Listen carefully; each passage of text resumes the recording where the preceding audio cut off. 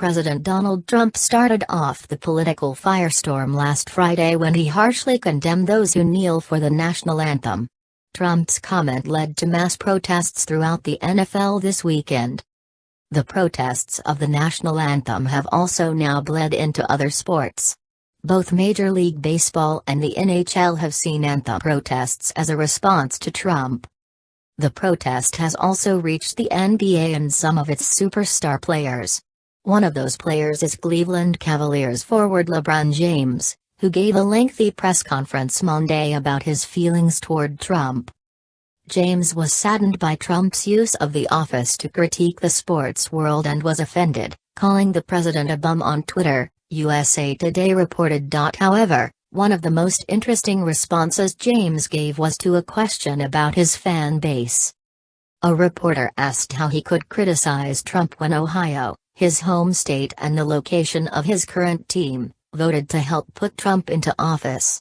James's response to the question is being seen by some as deeply disrespectful.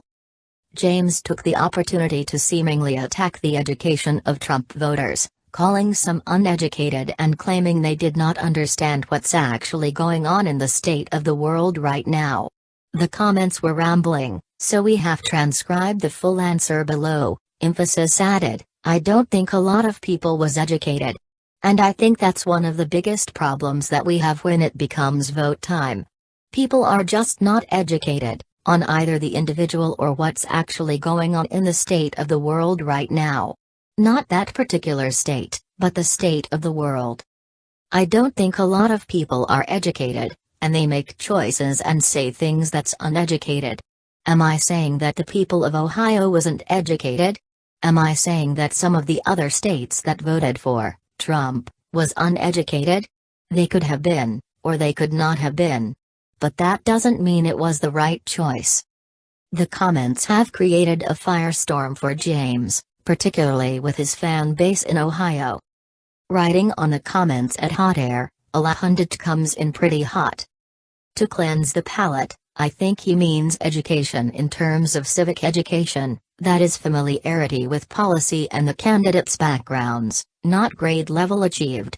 It'd be weird if he didn't, since James himself famously skipped college after being drafted number 1 out of high school.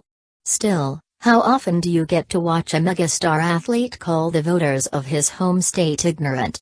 This'll be an interesting test to see if there's anything Ohio's favorite son can say or do to piss off his fans.